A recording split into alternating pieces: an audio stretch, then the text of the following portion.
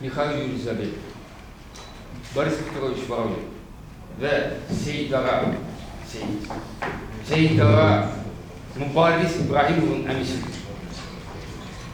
İşlərini, güclərini qoyub, gəlib bir cəsvarda.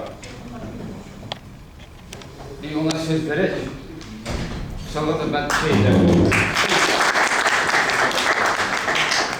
Ben bugünkü günü hayatımın en ümde günü hesap ediyorum.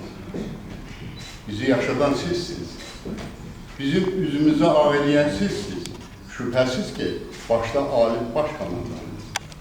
Eğer ata olmasa oğul yol gidebilmez. Atamız açtı yolu. Oğullar doyuyor. Onu gitti. Dövlət millətinlə tanınır. Dövlət qəhrəmanlarla tanınır. İki ömür var. Biri torpağa qədərki ömürdür, biri torpaqdan sonraki ömür.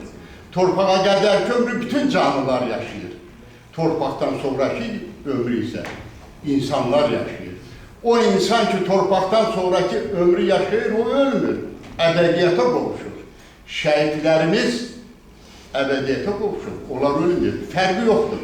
Milli qəhrəmandır, vətən qəhrəmanıdır və yaxud da orada iştirak ediblər. Onlar dünənləri güllə dəyib mənim balam mübarizə, onlar hamısı bizim balamızdır.